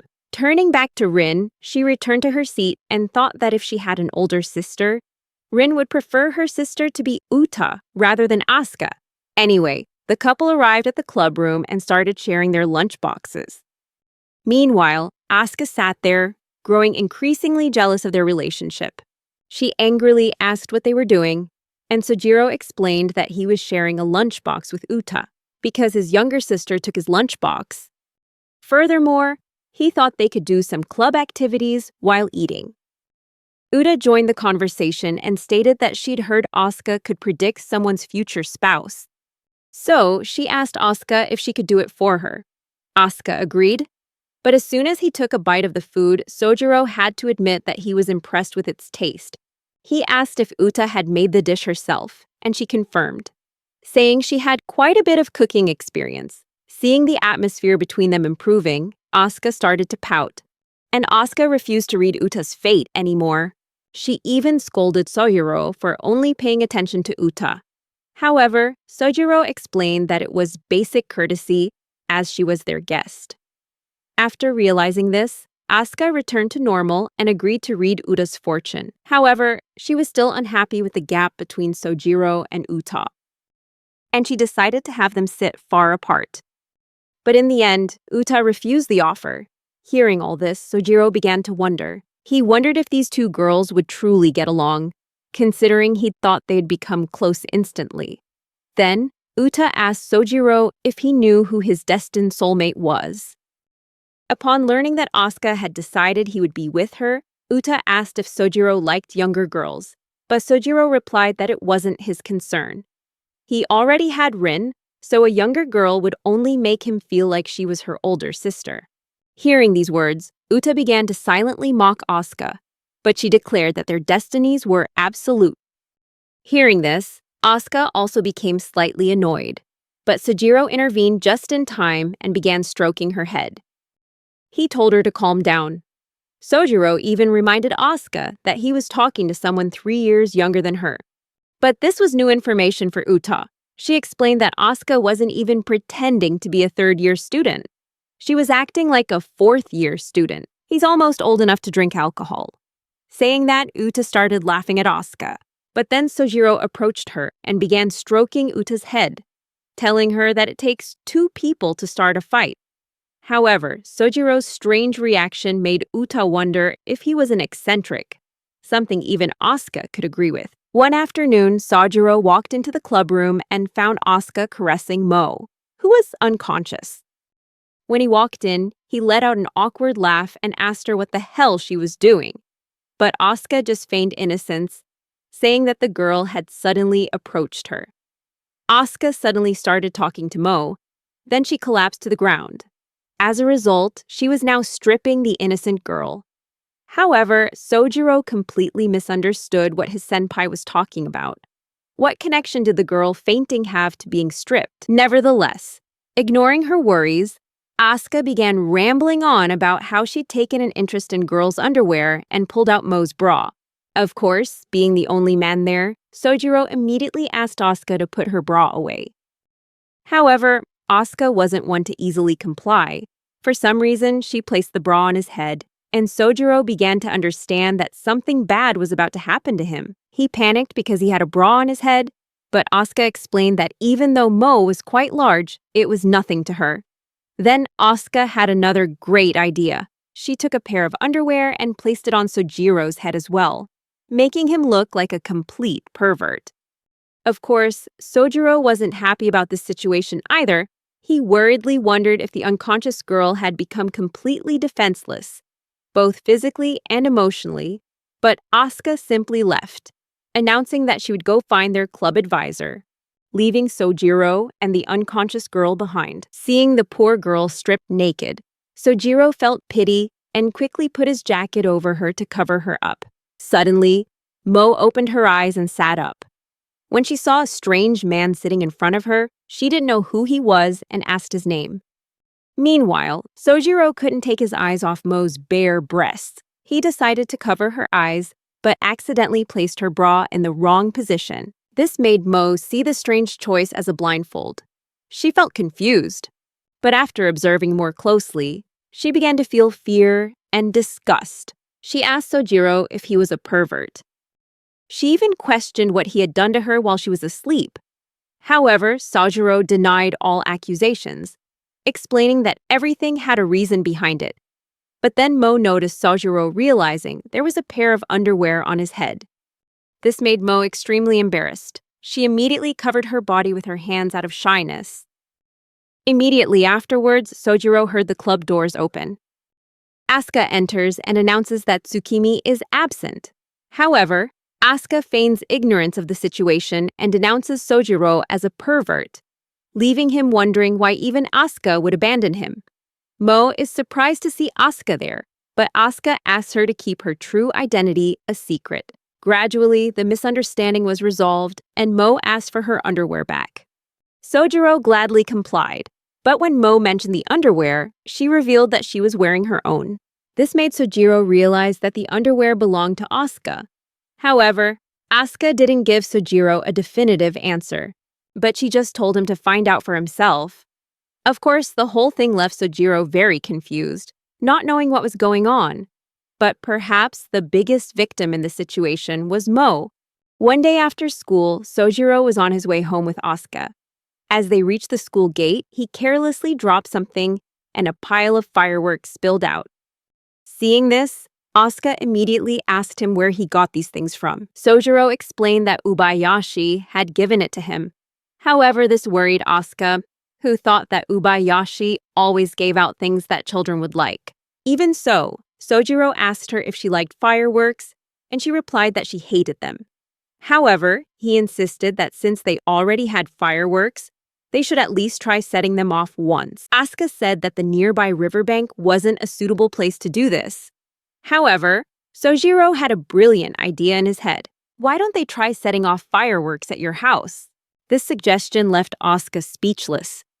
Anyway, they finally arrived at Sakagami's house. When Sojiro entered the house, he told Asuka to wait a moment at the front door. Inside, Rin greeted him and reminded him to be careful because Uta was there. Then he went into the bathroom to change his clothes. However, despite Rin's warning, he unexpectedly encountered Uta as she emerged from the bathroom. Sojiro was surprised by the situation, finding it hard to believe that this could actually happen in real life. He quickly closed the door, as if trying to erase the image from his mind. While Asuka remained seated outside, Rin scolds Sojiro for entering the room while Uta was there, causing her great embarrassment. However, Uta tries to defend Sojiro, explaining that he didn't know she was there. Sojiro felt deeply guilty. He bowed his head and apologized to Uta for his actions, admitting that there was no justification for his behavior. As an apology, he invited both Rin and Uta to the fireworks display to make amends. There, Asuka felt confused, not understanding why Uta was there. Rin explained that something had happened and she had lent Uta her staff. Then Rin asked Asuka why she was there. However, Asuka, with her mischievous and unyielding personality, simply stated that this was her home, although Rin immediately denied it. As they sat on the porch, they began to chat, with Rin asking Asuka if she liked her older brother. Asuka wasn't sure. She didn't really care how other people defined emotions. Hearing that, Rin felt slightly uncomfortable with Asuka's perspective. However, Asuka went on to say that sometimes when she looked at Sojiro, she felt excited, or something like that. Of course, Rin got angry about this and declared it was just lust. But Asuka insisted it was a more innocent feeling. The argument between the two became heated, and hearing this, Sojiro came over, carrying some firecrackers, and gave Asuka some. Seeing this, Asuka asked if they weren't planning on setting off fireworks at night. But Sojiro refused, saying it would be dangerous for her to go home alone at night. However, Asuka didn't think she would be home tonight, which worried Sojiro and angered Rin even more. Rin then demanded that Asuka return immediately. She also revealed that Uta would be staying overnight. Of course, Uta didn't know this either. However, Sakagami's mother had given Rin permission to do so, and so Asuka also asked for her permission, which she agreed to. saying that everyone was welcome. These extra plans came as a surprise to Sojiro, but he couldn't refuse any of Rin's friends a visit. In his mind, everything would be fine as long as he was careful not to let them see him exposed and let them into his room. However, all these preparations immediately became meaningless. Asuka enters Sojiro's room and begins searching through adult magazines. Meanwhile, Uta comments that Sojiro's room smells like Kim, while Rin insists it smells exactly like her brother. So she took Uta to her room, which made Sojiro very sad. Seeking reassurance, he turned to ask Asuka if she thought his room smelled bad. However, he discovered that Asuka had fallen asleep on his bed. As he approached to check, he was shocked to discover that she was naked. So Sojiro failed in both missions, avoiding seeing the girls exposed and keeping them out of his room. Afterward, the whole group had dinner together. It was clear that Rin had helped prepare the meal, but she said that was the little she could do since they had let her stay. Furthermore, to tease Asuka, she even said that she couldn't sleep while the hostess was preparing the meal. Sojiro's mother also joined the conversation, complimenting Uta on the delicious food she cooked. Uta felt embarrassed by the compliment. Seeing this, Asuka unexpectedly stood up, declaring that she would help clean up and join Sojiro in the kitchen. They washed the dishes together while Sojiro's mother watched them. Finally, it was dark enough for them to begin the fireworks display. As they went out onto the porch, Sojiro recalled Asuka saying she hated fireworks, but despite that, she had decided to attend. Suddenly, Sojiro's mother called Asuka inside, and she asked the girl for a moment to talk. Meanwhile, Rin suggested they light a large firework, the kind that explodes in the sky and leaves trails of stars. However, Sojiro refused, saying that kind of firework shouldn't be used in an urban area. At the same time, Uta handed him a bucket of water, which greatly impressed Sojiro with her thoughtfulness. Sojiro asks Uta if she's an only child, but she explains that she is, but once had an older brother who was taken away by another woman. This put her in a bad mood. Sojiro called Rin to comfort her. Meanwhile, he wondered what Asuka and his mother were talking about. Thinking about this, he remembered that Asuka's family didn't live with her. He suddenly realized that he knew nothing about Asuka. Even so, when he tried to ask her, Asuka just evaded his questions and refused to answer them. Despite this, Rin persevered and together with Uta began lighting the fireworks. Meanwhile, Sojiro sat beside her, looking up at the sky and waiting for Asuka to return. When she returned and sat down beside him, they had a short conversation. Asuka praised Sojiro's family and spoke of their kindness. In response, Sojiro asks about her parents, and Asuka recounts that they were terrible people who abandoned her and went somewhere, leaving her with only enough money to live on. For this reason, she's never been close to anyone in her life, not even her family, and that's why she hates fireworks, because she can't enjoy them alone. However, Sojiro continued, saying that she now had a convenient classmate and she was no longer alone. This made her heart race. But that wasn't all. Sojiro went on to say that now she was no longer alone, they should celebrate the occasion by setting off a big firework. Then he helped Asuka stand up and they lit the firecracker, creating a big explosion.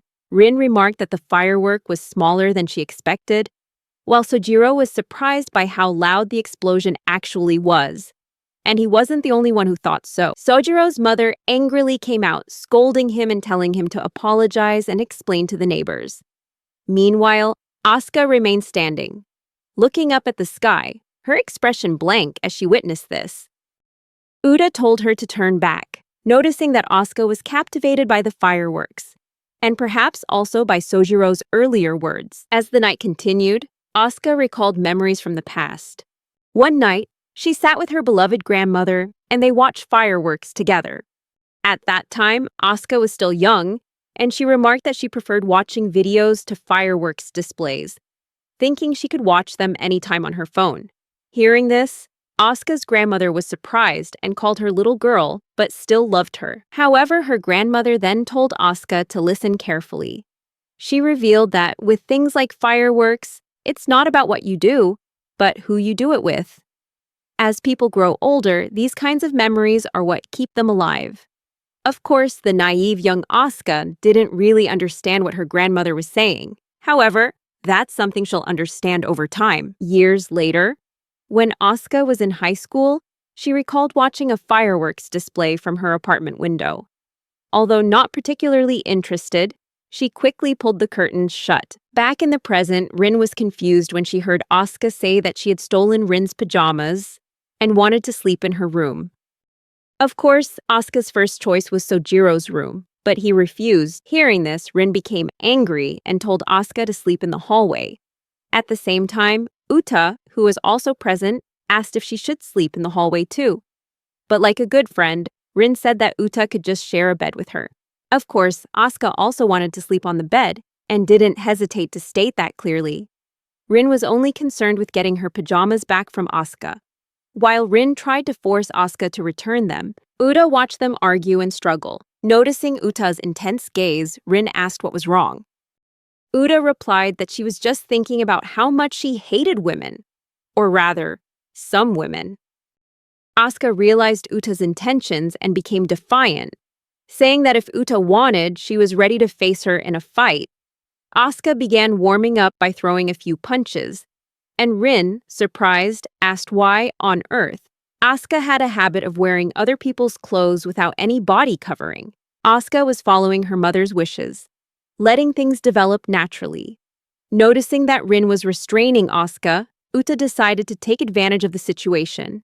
She instructed Rin to continue holding Asuka back, declaring that victory would be decided by the first blow.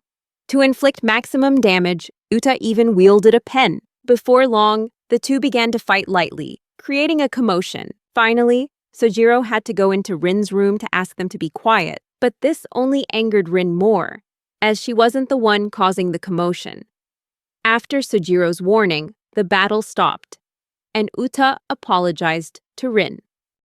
However, the story doesn't end there. Asuka asks Uta how she feels about Sojiro. Hearing this question, Uta becomes defiant again, asking why she should answer such a question.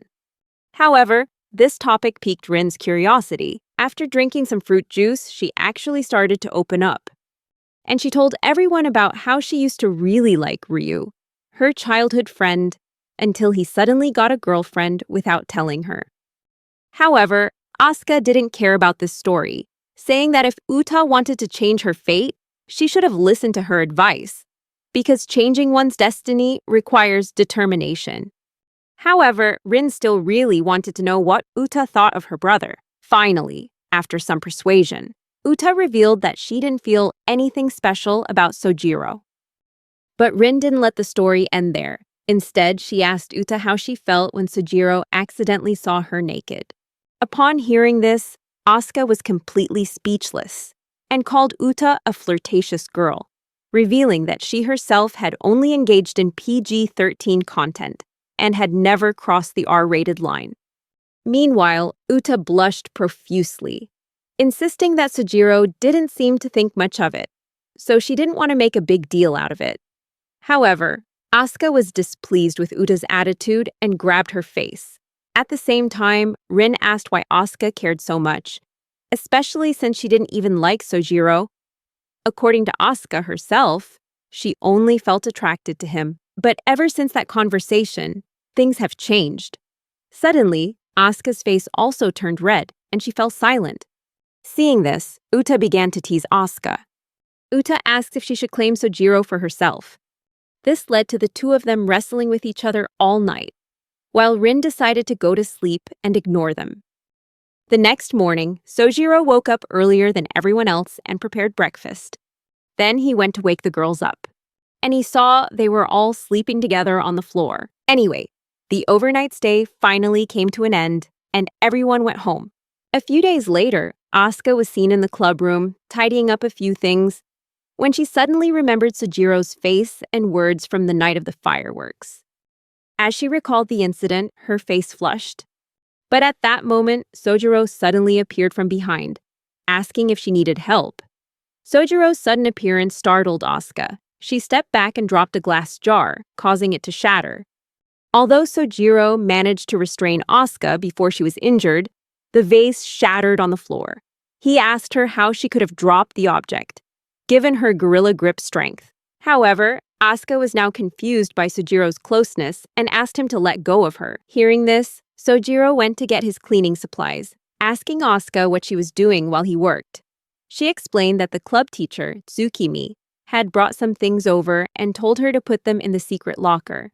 However, the jar was broken, and what was inside, a fluffy ball, was lying on the floor.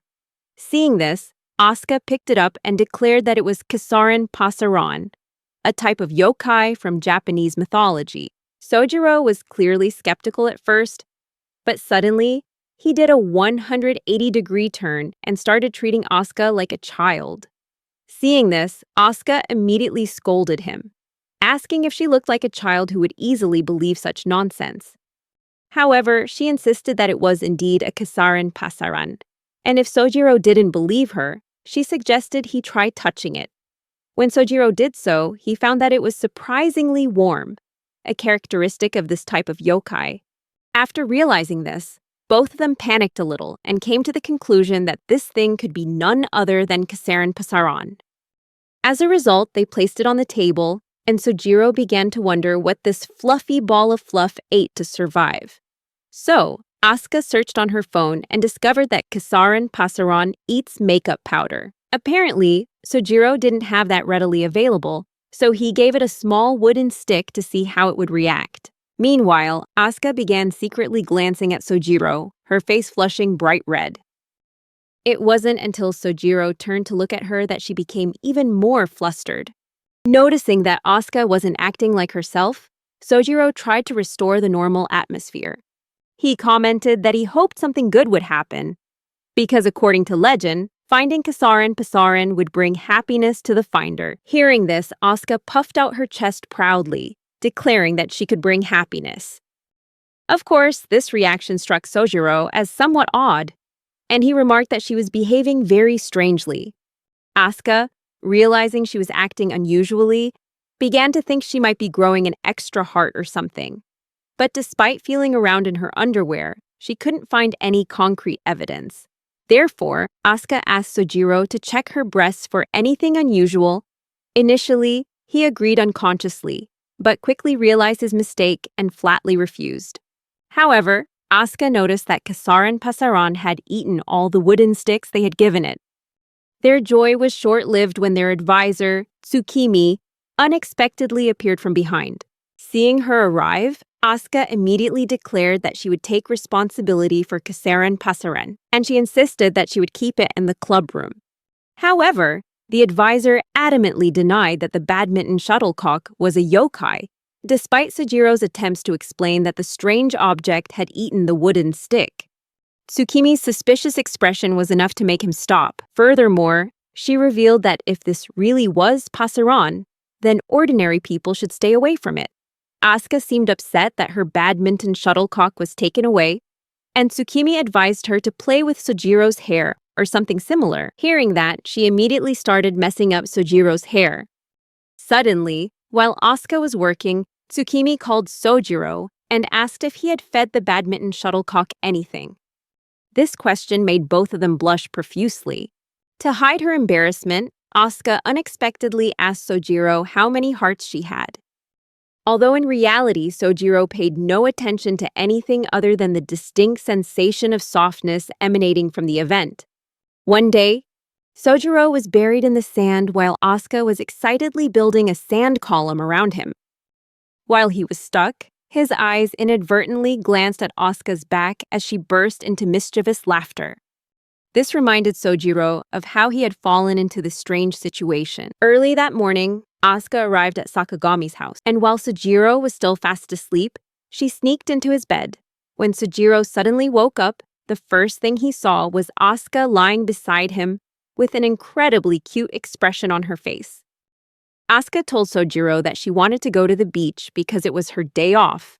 However, Sojiro, half asleep, simply pulled the blanket up and continued to sleep, leaving Asuka feeling ignored. However, when Sojiro finally woke up, he was shocked and confused to find Asuka still lying in his bed. He apologized for ignoring her, explaining that he had only been half asleep.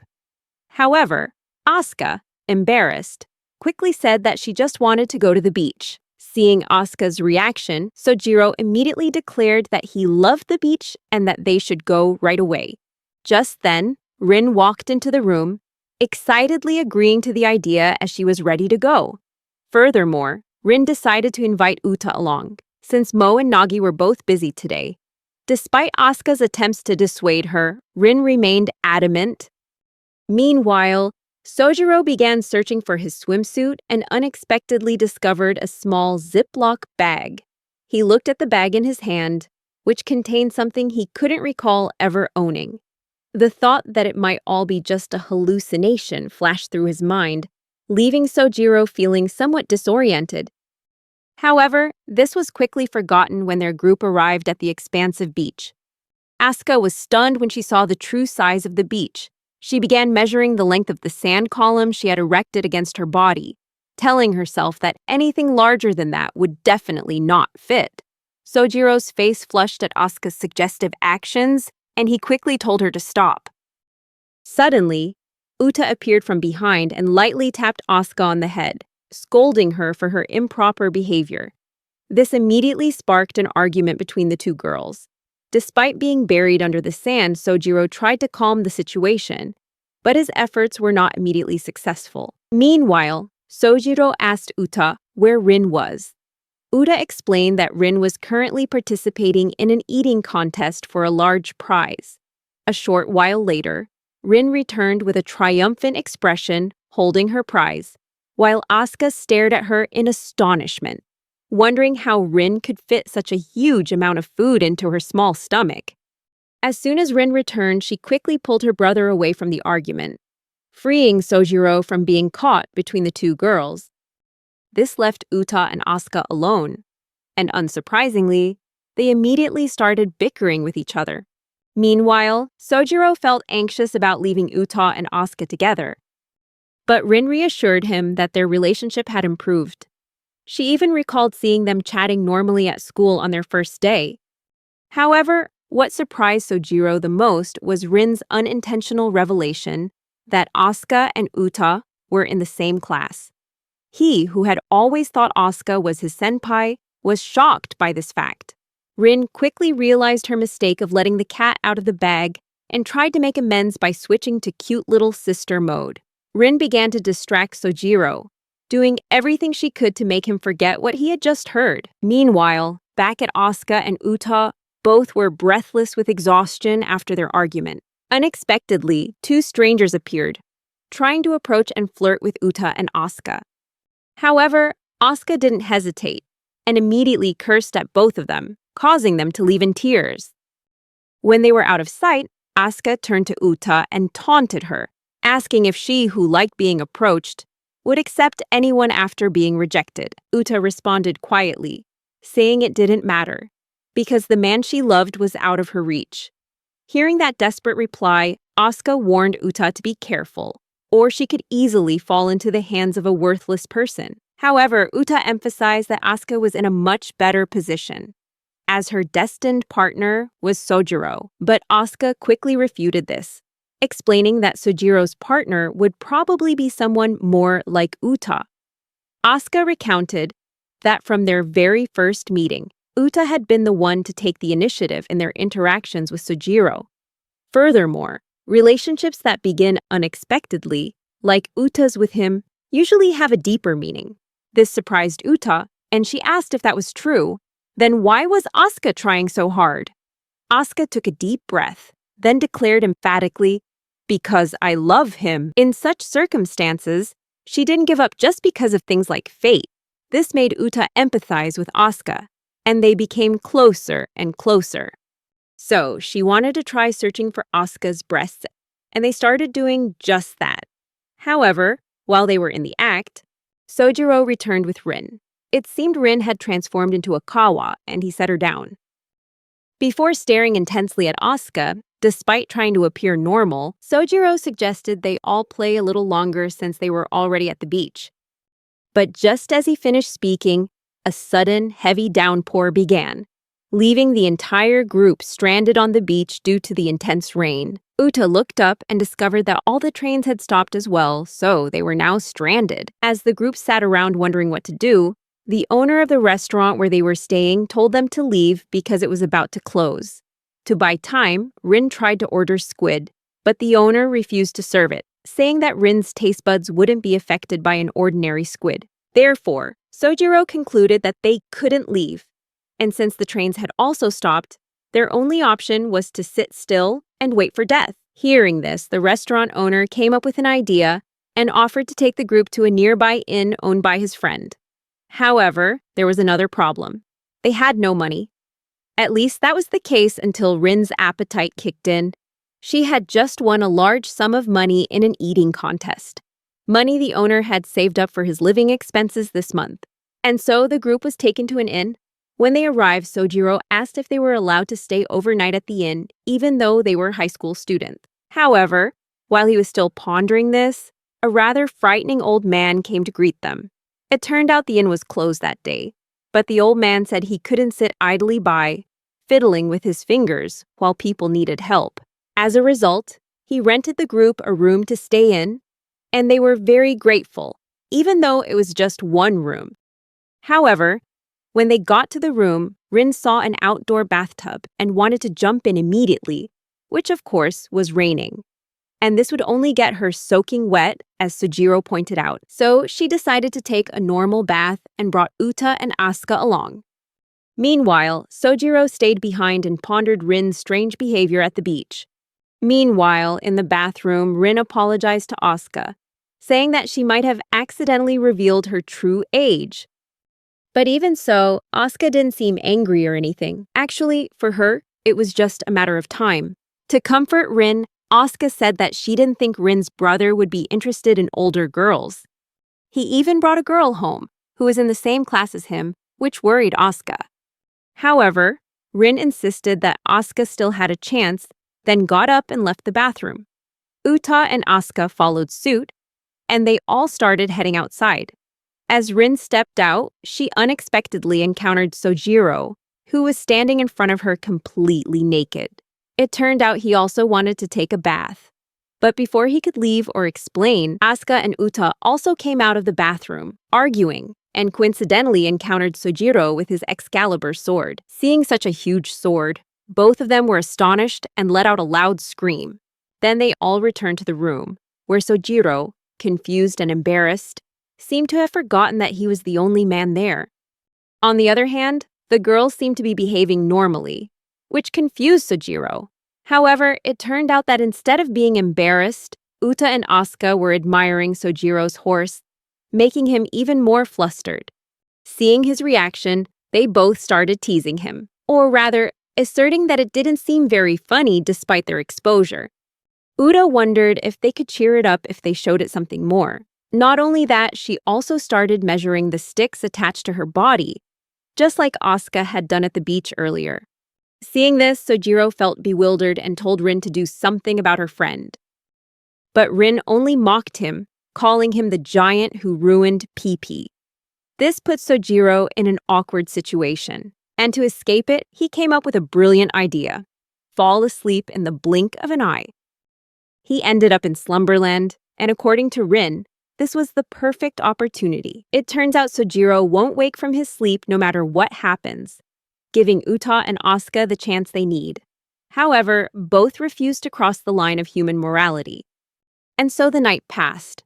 Late at night, Sojiro woke up, at first confused about where he was, but then he remembered he was in an inn. He looked around and saw Asuka still sitting there, gazing at the moon. Asuka seems to have made her decision, and they both shared an awkward moment. Asuka apologized for her actions, saying she shouldn't have deceived Sojiro. Finally, she revealed that she was actually Sojiro's junior. As she said these words, Asuka braced herself for the worst. But contrary to expectations, Sojiro acted normally. Not only that, now that he was a senpai, he tried to ask his junior for a shoulder massage, just like Asuka had done before. As they sat down to chat, Asuka asked him what he thought of her confession. Sojiro asserted that he had had a feeling about it all along. Moreover, He was simply surprised that it took her so long to confess. This made Asuka angry, and she patted him lightly on the head out of embarrassment. Additionally, she revealed that she wasn't planning on telling Sojiro the truth right now. For her, there were steps that needed to be taken in such circumstances, but they had overlooked some of them. Therefore, at least for Asuka, fighting fairly no longer made sense. When things had reached this point, she had only one option left: to win Sojiro's heart and claim him through strength. Suddenly, the room went dark, and Asuka lunged at him, her face like that of a predator. Not only that, she lunged at him and kissed him passionately, causing Sojiro to scream in surprise. This noise was enough to wake Uta. She witnessed the intimate moment between the two and began to blush. She even tried to wake Rin up so that she could also witness the moment her brother lost his virginity. Meanwhile, Asuka finally ended the passionate and intense kiss, while Sojiro, still confused, tried to talk to her. However, Asuka was not in the mood to listen to him, so Sojiro asked her what Tsukimi would think if they crossed the line. But Asuka revealed that she was just a teacher and wouldn't interfere more than necessary. Hearing this, Sojiro then asked what Asuka's parents would think. Causing her to pause for a moment, she replied that she would have to tell him about her parents at some point in the future, and this would be a good opportunity, while Asuka's body was still on top of his. Sojiro was still confused by her actions and asked why she did it. Asuka, on the other hand, declared that she only wanted to be happy, and to achieve that, she needed. Then she began to ramble. She wondered what would happen to someone who fell under the spell of a witch. She insisted that only he could make her smile. After saying that, she approached him, and suddenly a brilliant light appeared. Because of this light, everything around them began to spin. The next thing Sojiro knew, he found himself in a bright, sunny day. This disoriented him, and he wondered where they were. Asuka claims that they are currently in one of her memories, and to test this theory, Sojiro tries to pick up a ball at his feet, but he realizes he can't touch it. From now on, Asuka declares she will show Sojiro her past. Although it brought her sadness, he found it very important. In her memory, 5-year-old Asuka was playing alone in her room. Asuka has now revealed that her fortune-telling abilities allow her to see others' pasts. Ultimately, both were transported into the world of memories. In this world of memories, a young Asuka is sitting on the porch, chatting with her grandmother. Her aunt said that for people like them, life was full of loneliness. Of course, this puzzled Asuka, and she asked her aunt what she meant. She explained that she was talking about people with special bloodlines. And it turns out Asuka's grandmother was a famous fortune teller when she was young, although she was called a fake and a fraud. Because of this, Asuka's father began to resent her mother. Suddenly, they were transferred to Mizuki's house. There, Asuka's father appeared, his face obscured, and asked young Asuka if she had secretly visited her grandmother. In a fit of rage, he began berating Asuka, demanding that she stop contacting her grandmother. Not only that, he called his mother a fraud, declaring that nothing good awaited those who associated with a rude person who devoted her heart and soul to deceiving others. In response, little Asuka revealed that she also had a talent for fortune-telling. However, this drove the father into a rage. With a malicious expression, he declared that fortune-telling was not real. Extraordinary people don't exist. And the fact that the world doesn't recognize her is proof that she's just a pathetic woman deceiving herself into thinking she's special, even overlooking her son, Sojiro, who is now recognized by society. Asuka and Sojiro witnessed this scene. Sojiro was surprised by the problems Asuka's father was facing, and Asuka reiterated that her parents were weak people. However, she decided to skip this part of the memory and quickly take them to another scene. Asuka and her aunt were walking back from the shop. As they walked away, the aunt gradually stepped forward in front of Asuka. But in doing so, Asuka suddenly had a vision of Polter. The old woman suddenly fell on top of her. Sojiro realized that Asuka had possessed abilities since childhood, but as a young girl, Asuka was unaware of her specialness. She didn't realize that no one else could see the future like she could. And she didn't know that despite possessing this ability, there were things she couldn't see in her memories. After witnessing her niece's talent, the aunt tried to prepare her for the difficult challenges ahead. Therefore, she advised her to overcome all obstacles with strength and destroy anyone who stood in her way. After hearing this, Asuka, now an adult, began to laugh, remarking that her grandmother was always trying to worry about her. Once again, both of them were transported to the near future. One day, Asuka's father suddenly lost his job, leading to an argument between her parents about what they would do next. Her mother seemed to be a money grubber, often overspending her husband's salary. Seeing the chaos, little Asuka tried to ask what was going on, but she was scolded. However, she understood that her parents were worried about finances. So, like an innocent child, she gave her father a portion of her secret stash of money, a lottery ticket. Of course, her father thought it was nonsense and told her to be quiet, because her parents were having a serious conversation. Asuka went to the TV to check her lottery results, while her parents sat down to discuss what to do next. At this point, her mother suggested they should get a divorce. Hearing this, the father became worried, saying that, like his mother, his wife only wanted something from him. However, her mother retorted that he was the same, that he only wanted a good job and a beautiful wife, and declared that someone with such shallow desires would never be accepted by anyone. Suddenly, little Asuka approached her parents and announced that her lottery ticket had won 1 million yen, which of course they dismissed as absurd. But after looking closely, they realized it was true. After checking the ticket again, the father was astonished and wondered how Asuka knew she would win. However, like a child, Asuka simply asked why her father didn't know beforehand. Meanwhile, the adult Sojiro and Asuka were observing everything from the control room. Having witnessed these events, Asuka remarked that although she could see the future, she still couldn't see into the hearts of others. Something she hadn't realized at the time.